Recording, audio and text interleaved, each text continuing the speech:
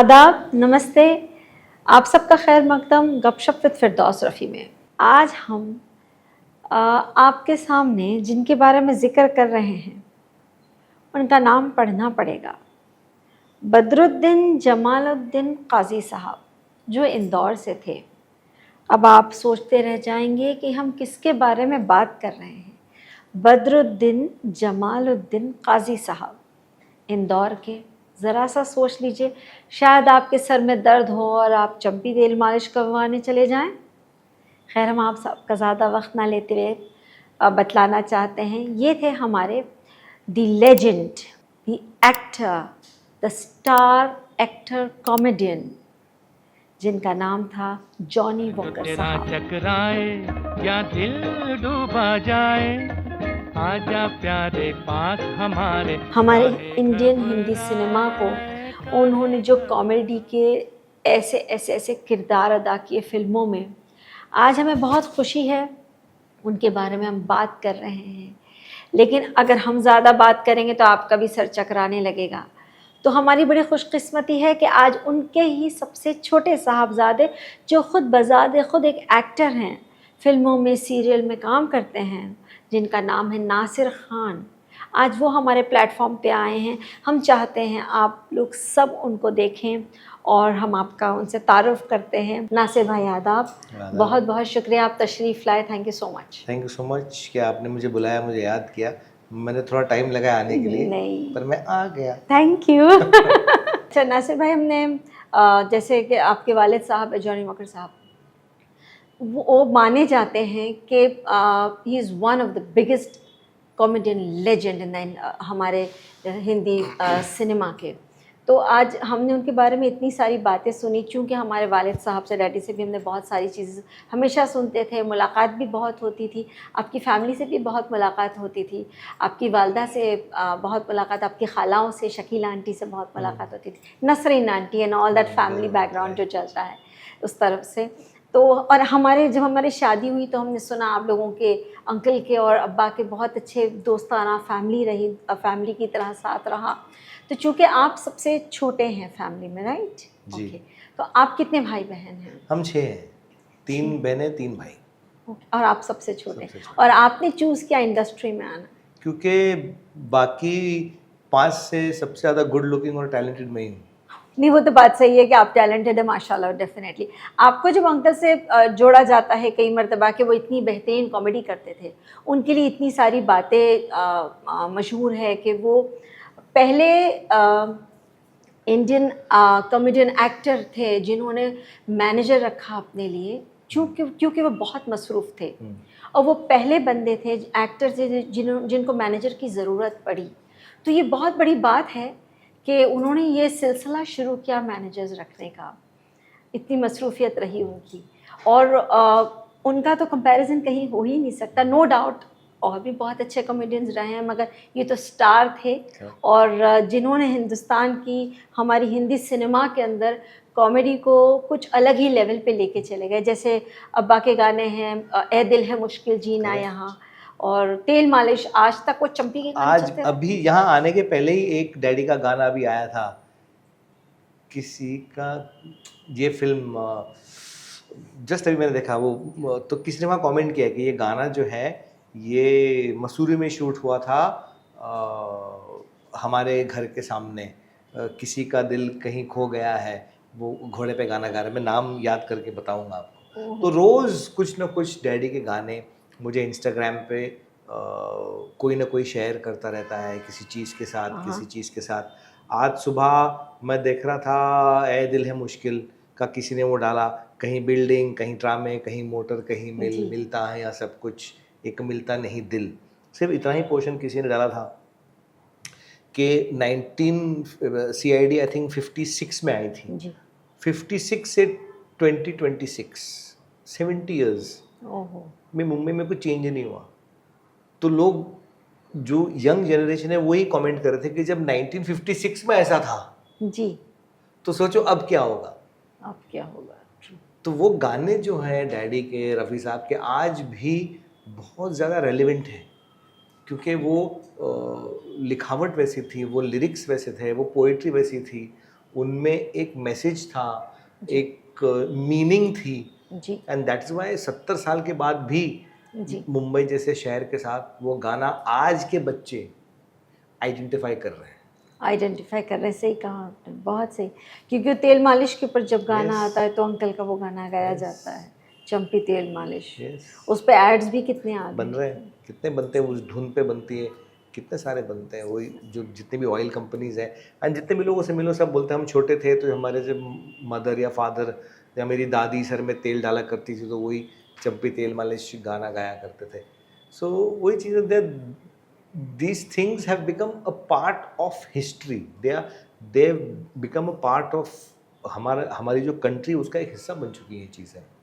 आप सही कह रहे हैं कि ये लेजेंड्स जो हैं ये हिस्ट्री क्रिएट कर गए हैं। Right. और आज की आवाम, आजकल के छोटे बच्चों को इनके बारे में पता नहीं, तो हम लोग कोशिश यही करते हैं कि इनके पता तो चले हमारी बुनियाद क्या थी। करेक्ट। अभी आपने शकील आंटी का जिक्र किया, शकील आंटी की वो क्लिपिंग कितनी चलती है, बाबूजी धीरे चलना, जी एंड 90% पीपल सिर्फ उनके जो कॉस्ट्यूम है, उनकी जो ड्रेसिंग है, जी उसी पे कमेंट्स करते हैं कि माय गॉड, आर पार, ये भी आई थिंक 55 में आई थी, कि आर पार में ऐसे कपड़े एंड व्हाट स्टाइलिश एंड क्या ड्रेस है, कि उस ज़माने में ये लोग ऐसे कपड़े पहना करते थे, इतने स्टाइलाइज्ड, जी जो अब नहीं है।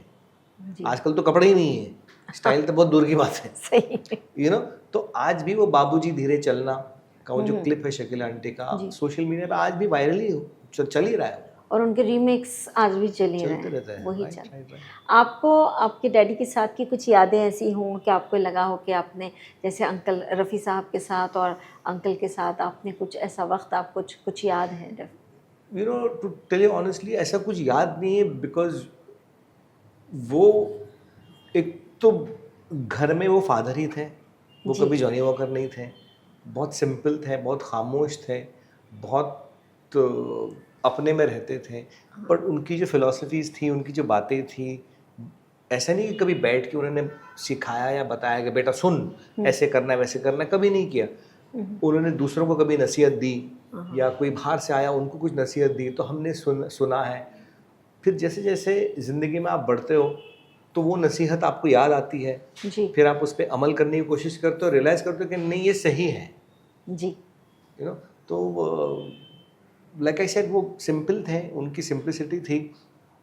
एंड मतलब फॉर एग्जांपल, जैसे वो बोला करते थे कि अपनी ज़रूरतें और अपनी ख्वाहिशों में फ़र्क करना सीखो।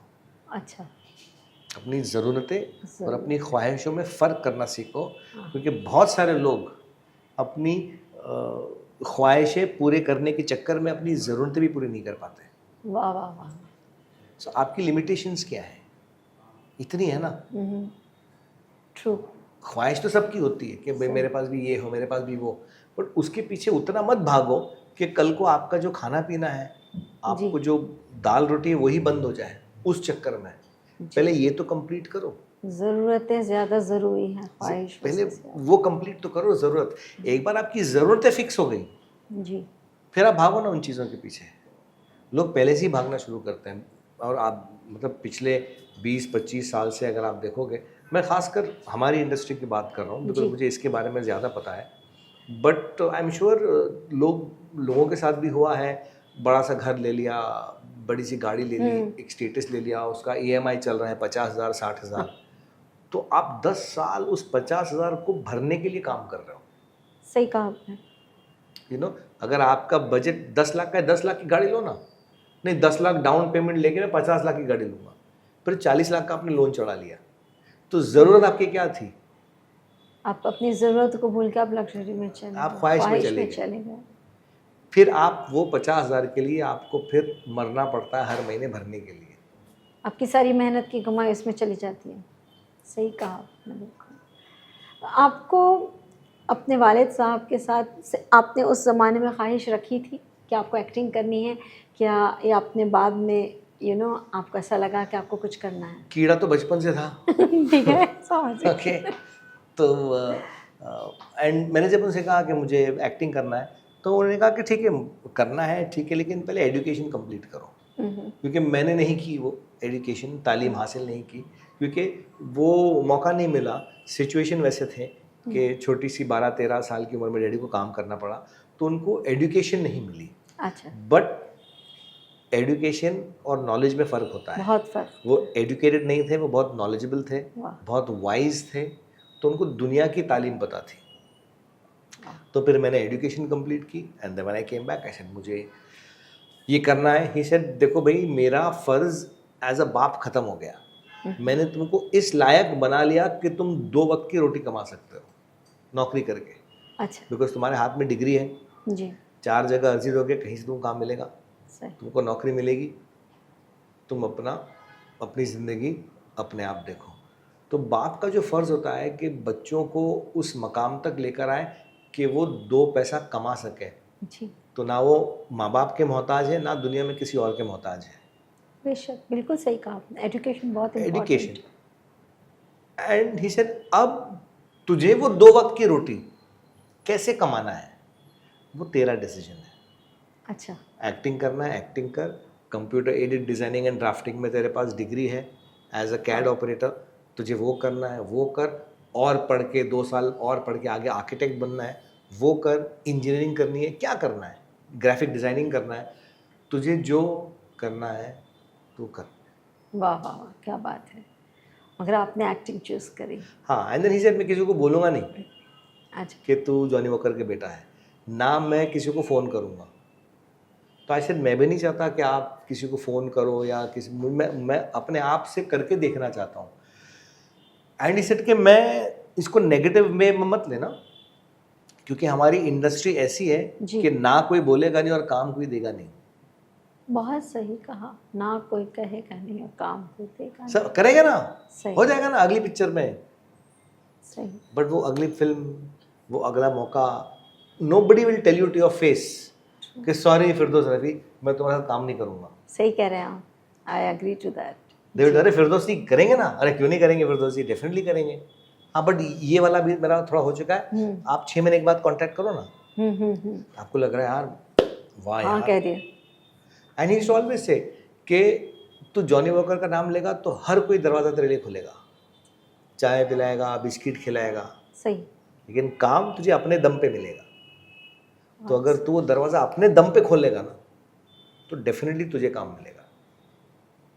मुझे आज भी लोग सोशल मीडिया पे लिखते हैं कि हमको नहीं पता था कि आप जॉनी वॉकर के बेटे हैं।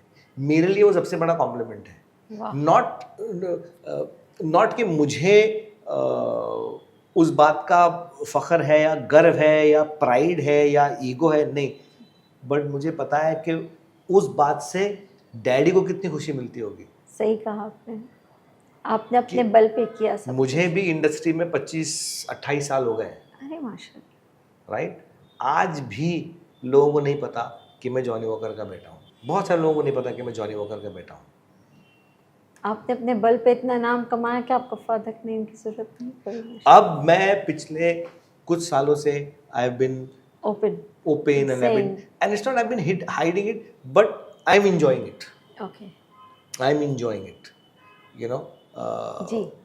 आपको ऐसा लगता है नेपोटिज्म की इतनी जो बात करते हैं आज के ज़माने में, बड़ा नेपोटिज्म के बारे में बात करते हैं, उसमें कितने सुसाइडल केसेस हुए हैं, बहुत कुछ सब कुछ हुआ, आपका क्या ख्याल है उसके बारे में?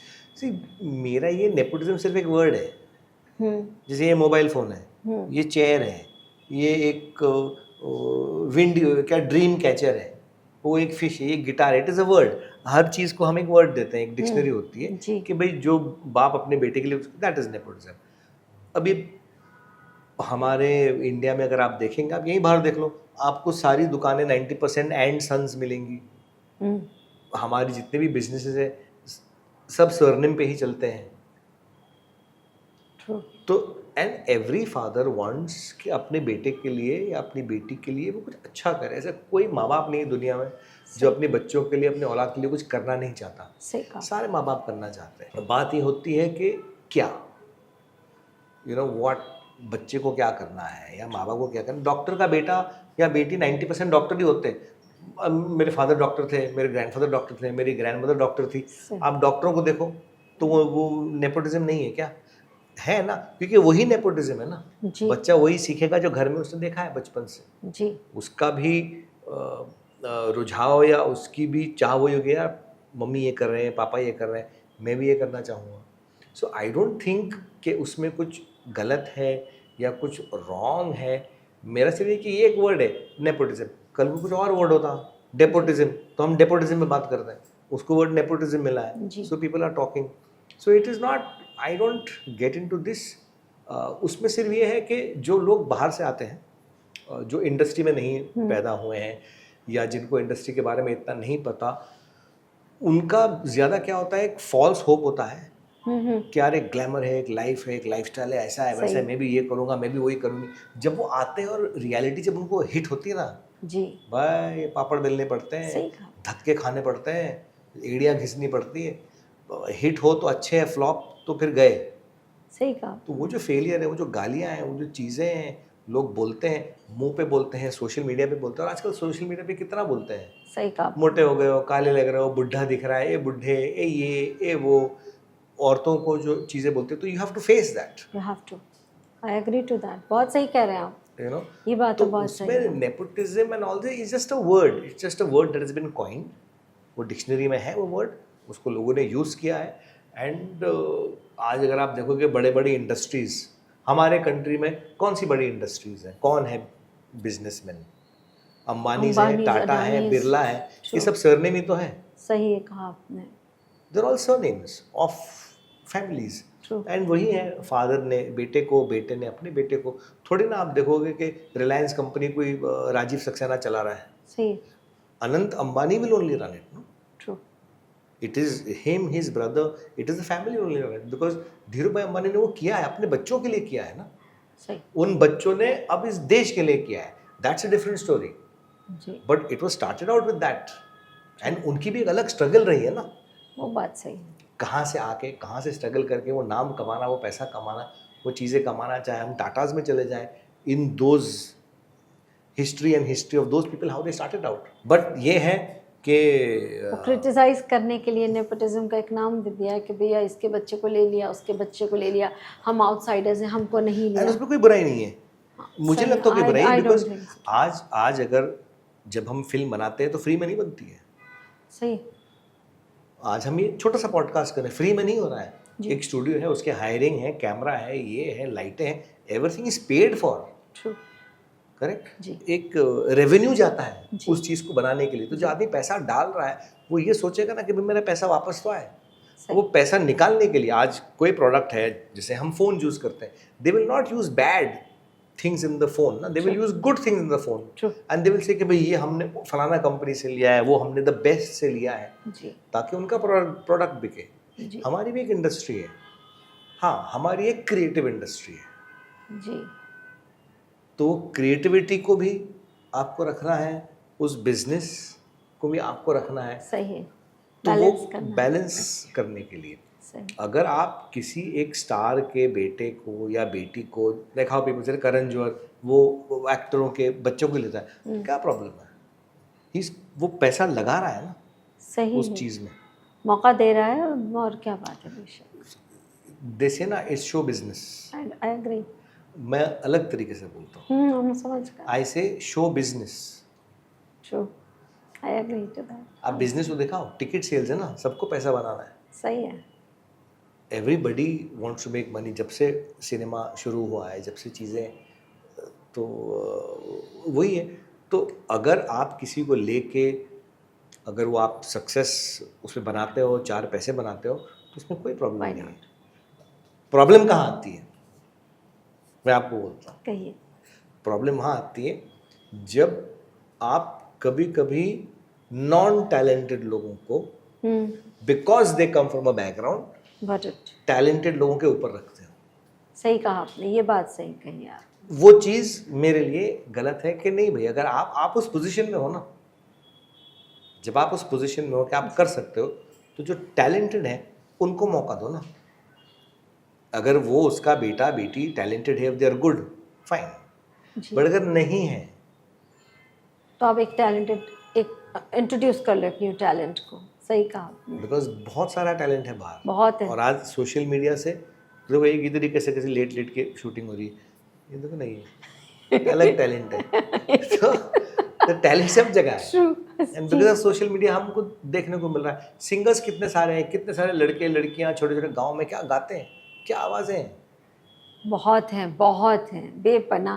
पहले गिने चुने थे 10 12 15 आर्टिस्ट सिंगर्स मुश्किल से थे, अब तो घर घर में आचार हर कोई सिंगर है, हर कोई आर्टिस्ट है।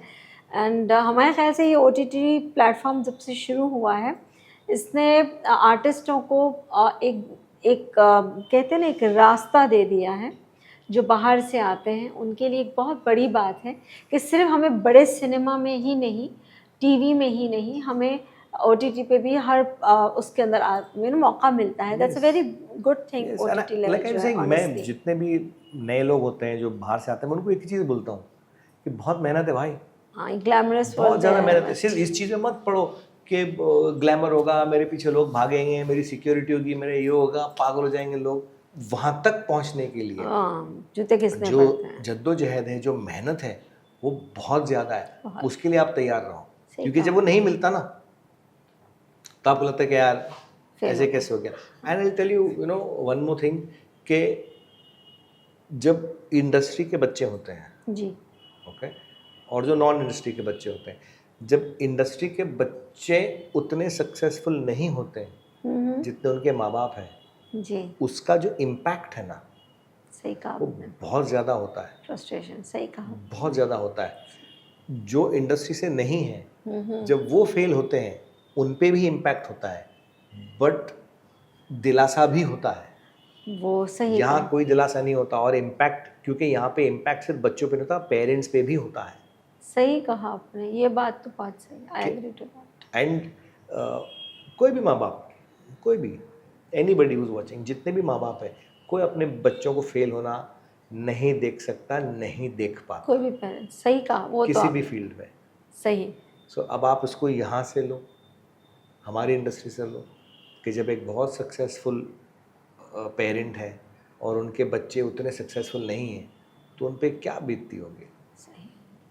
वो पहलू लोग देखते नहीं हैं, नहीं वो सीधा दे जंप ऑन टू कंक्लूजन ये तो कि इसका भैया सरनेम ऐसा इसलिए है, इसको मिल ऐसा रहा है, है। वैसा है, बिल्कुल। आप जब शुरुआत में, जब आप इंडस्ट्री में आए, और आपने तो एज इट इज़, जैसे कि आप तो पूरी फैमिली में सबसे ज़्यादा टैलेंटेड है। चाय पियेंगे मलाई के साथ है बस। पी लेंगे। तो जैसे आपको शुरुआत में कुछ तकलीफ हुई, आपको जद्दोजहद करनी पड़ी, या आप नहीं, करनी बहुत पड़ी ना, आसानी से आ गए? करनी पड़ी। अच्छा। आज भी कर रहा हूँ, अच्छा। आज भी कर रहा हूँ, और आज ज़्यादा करनी पड़ रही है, बिकॉज अब खोने के लिए ज़्यादा है। I agree. मेरा सिर्फ, मैं एडवांटेज या प्लस पॉइंट ये कहूँगा कि किसी को पता नहीं था कि मैं जॉनी वॉकर का बेटा हूँ, ना मैंने कभी किसी को बोला कि मैं जॉनी वॉकर का बेटा हूँ। तो जो धक्के लोगों को खाने पड़ते हैं, वो धक्के मैंने खाए हैं, जी, बिकॉज मैं इंडस्ट्री से था, जी। तो मुझे पहले से पता था कि धक्के खाने पड़ेंगे। अच्छा, आप तैयार थे उस चीज़ के मैं लिए? तैयार था कि धक्के खाने पड़ेंगे, बिकॉज मैं सुन चुका था, देख चुका था, मुझे पता था।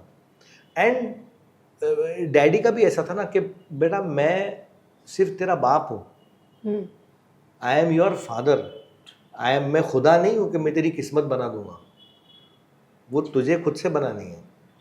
एंड क्योंकि उनको भी पता था, क्योंकि वो भी उस स्ट्रगल से आए थे। सही। कहाँ साइकिल पे 13-14 साल की उम्र में आइसक्रीम बेचना, कहाँ 2 साल बस कंडक्टरी करना, कहाँ से स्टूडियो में जाके चीज़ें करना, कहाँ से एक छोटा सा ब्रेक मिलना।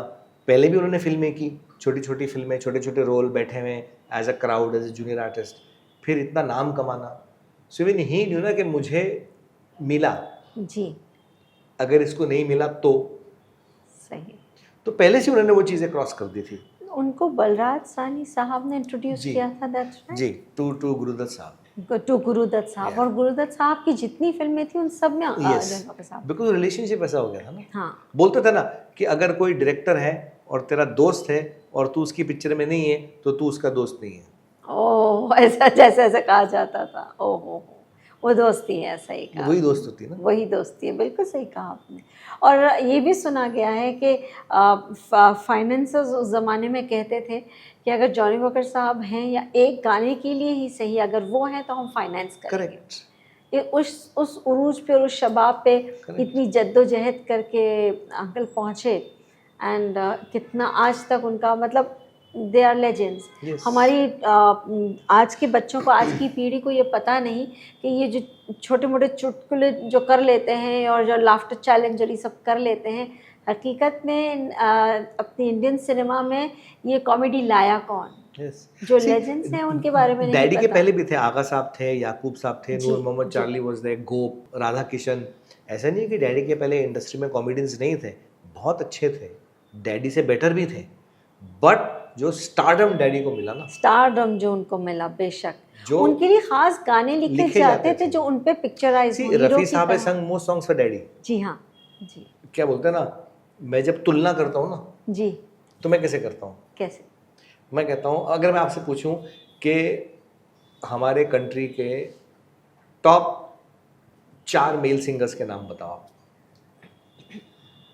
अभी जो है नहीं, कोई भी, पूरे फ्रॉम जब से सिनेमा बना है तब से लेके आज तक, अगर मैं आपको बोलूं कि बताओ कि ग्रेटेस्ट सिंगर कौन है, देखिए हम तो आप बोलेंगे रफ़ी साहब, उसके बाद आप बोलेंगे किशोर कुमार। अब उससे मन्ना दा, देन किशोर दा, correct. Kishore da. So these names will come to you. जी, Rafi sahab will come, Kishore da will come, Manna Dey will come, Mukesh sahab will Mukesh come, will come, X definitely. Y Z. जी, बट शुरुआत आप करोगे या तो मोहम्मद रफ़ी से या किशोर कुमार से, सही कहा आपने। तीसरे कोई नाम से आप शुरू नहीं करोगे नहीं करते, सही कहा। अनटिल अनलेस आप किसी और के फैन नहीं हो। हाँ जी, करेक्ट। जी, बिल्कुल सही कहा। मुकेश साहब के बहुत सारे फैंस हैं, जैसे नहीं, Mukesh was the greatest and yes he was. बेशक he was, Correct. He was. So I say Mohammad Rafi and Kishore Kumar. Okay, Kishore Kumar ने सबसे ज्यादा गाने किसके लिए गाए? राजेश खन्ना के लिए। Rajesh Khanna ji. Rajesh Khanna is known as the greatest superstar of all time. Oh yes, superstar का खिताब उन्हीं को मिला था Correct. बेसिकली। रफ़ी साहब ने सबसे ज्यादा गाने गाए किस एक्टर के लिए गाए? डैडी के लिए, for Johnny Walker. Shammi Okay. Kapoor and Johnny Walker. Okay, अच्छा दिस वे, ओके रफ़ी साहब has sung most songs for Johnny Walker. Okay, वो तो 100% Correct. या तो if Kishore Kumar has sung most songs for Rajesh Khanna and Mohammed Rafi has sung most songs for Johnny Walker, oh yes, imagine, तो इसके बाद कोई ऑप्शन ही नहीं बचा। ऑप्शन नहीं बचता। सही कहा आपने, ये आपने बहुत अच्छी बात बताई। आप मुकेश साहब का नाम लोगे तो आप बोलेंगे राज कपूर साहब के लिए गाए। वो राज कपूर साहब के लिए सारे गाने मुकेश साहब के। Correct. सही सही Then you'll say कि रफ़ी साहब has sung for Dharmendra, for Jeetendra, for Amitabh Bachchan, for Vinod Khanna, for Dilip Kumar, for Dev Anand, Vishwajeet, for so Vishwajeet, many, for so Joy many, Mukherjee, yes. X, Y, Z, सबके लिए गाया है। सबके लिए गाए हैं। ट्रू। लेकिन ऊपर कौन है? रफी ऊपर साहब, कौन है? रफी साहब एंड जॉनी Correct. वॉकर। किशोर कुमार ने भी सबके लिए गाए, आपने सही कहा। लेकिन किशोर दा का सबसे ऊपर नाम कौन है? राजेश खन्ना, जिसको Right. हम बोलते हैं कि ग्रेटेस्ट सुपरस्टार। द सुपरस्टार उन्हीं को नाम ग्रेटेस्ट, मिला, सबसे पहला greatest. सुपरस्टार वही थे, Rajesh Rajesh Khanna. Khanna. True. There was Dilip uncle, there was Dev sahab, there was everybody. But जो एक स्टारडम होता है, दीवानगी, पागल हो रहे हैं लोग। राजेश खन्ना जी का था सुपरस्टार, दिलीप साहब का था ट्रेजेडी किंग, और बाकी सबके नाम अलग अलग थे। बट वो Tag क्रेज था। होता है, क्रेज क्रेज राजेश खन्ना जी का जो था, was Rajesh Khanna that brought it into the industry. Yes. जो क्रेज था, लड़कियां पागल हो रही है, गाड़ी के ऊपर Yes, जंप yes. कर रही हैं, ये कर रही है, वो कर रही है, स्टूडियो पे जा रही है, that fan following Rajesh Khanna को। True, very true. So I just say that if Kishore Kumar sang more songs for Rajesh Khanna Yeah. and Mohammed Rafi sang more songs for Johnny Walker, yes, that's it. so what is the stardom of Johnny Walker? What is the power of Johnny Walker? What is the fan following of Johnny Walker? What is the demand of Johnny Walker? True, Correct? I agree to that. बहुत सही कहा आपने। तो मैं वो इतनी detailing में आपने समझाया नहीं, basically, detail नहीं, it's a very क्योंकि simple ये fact. चीज़ लोग ना यूजुअली समझ नहीं पाते, सिर्फ कहते हैं, मगर हकीकत के जो फैक्ट हैं बहुत कम कहे जाते हैं। आज हम वही बोलते हैं ना कि यार नंबर 1 फिल्म धुरंधर, और Ranveer Singh has gone above Shahrukh Khan and Salman Khan. Why? Because the demand has become so much. Demand Suddenly it's become boom, blasted out. True true true. ये तो हम 2026 की बात कर रहे हैं, तो 1956 में 50s and 60s ऐसा ही हुआ था ना के तो- जॉनी वॉकर के साथ। बिल्कुल सही। 50s and 60s के तो टॉप पे रहे हैं uncle. Very true. So it's been everybody. Shahrukh has also had that True. boom. Salman has also had that boom, and they're still having it. You know, Akshay है, Ajay Devgn, everybody. But ये दौर हमने देखा है, वो दौर हमने देखा नहीं था. देखा And because Johnny Walker does not come as a hero, as a comedian. एक टैग जरूर दिया गया है उनको कॉमेडियन का, बट उनका दौर जो रहा वो हीरो से कम नहीं था। वही तक, बट दौर देखा किसने है? हमारे बड़ों ने देखा और Exactly. बतलाया हम लोगों को, Exactly. and the world has seen. I Yeah, feel so that. that door is not, people have not seen, today's generation has not seen that door. And they should see. हमारे हिसाब से ये हम जो नासिर भाई, हम जो कोशिश करते हैं हमारे चैनल के ज़रिए कि जितने हमारे लेजेंड्स हैं उनके बारे में आज की जनरेशन को पता पता चले। होना चाहिए। आपने जैसे अभी कहा कि कई लोगों को पता नहीं है कि आप जॉनी वॉकर साहब के बेटे हैं, तो ये एक बहुत फ़ख्र की बात भी है कि आप खुद आर्टिस्ट बने, आपने अपने फादर का नाम यूज़ नहीं किया, मगर एक चेरी ऑन द केक जैसे कह देते हैं कि आप जॉनी वॉकर साहब के बेटे हैं। तो वो एक अपने आप में एक सेटिस्फैक्शन, एक सुकून, इत्मीनान दिल को मिलता है कि अरे मेरे वो जीन्स हैं मुझ में। और लोगों को मालूम होना चाहिए कि हम लाफ्टर शो, लाफ्टर चैलेंज सब देखते हैं, बेहतरीन आर्टिस्ट हैं। जैसे आपने अभी थोड़ी देर पहले कहा कि हमारे मुल्क में अच्छे कलाकारों की, अच्छे टैलेंट की कमी नहीं है, बहुत है। बट उस ज़माने में जो ये लेजेंड्स जो हिस्ट्री बना गए हैं, आज आप फिर से तेल मालिश का गाना किसी पे पिक्चराइज कीजिए, ऐसा इम्पैक्ट आएगा? करेक्ट, सवाल ही नहीं आ सकता, बिल्कुल नहीं। क्योंकि वो अंकल जिस तरह अपना फेस भी वैसा बना देते थे कि उसमें हंसी आ जाए। करेक्ट। उनकी एक वर्ड शुरू नहीं होती है, आज भी अगर देखें उनकी एक लाइन शुरू होती है ना, उससे पहले हंसी आ जाती है, सेंटेंस ख़त्म नहीं होता है, हंसी आ जाती है। तो वो एक अपने आप में इतनी बड़ी अचीवमेंट है कि he was such a big comedian एक टैग लाइन जैसे दे दिया है, but he was a great star. Yeah, that's what I'm saying. So he was a star. He was a comedian. And I मतलब daddy थे, daddy के बाद Mehmood uncle थे।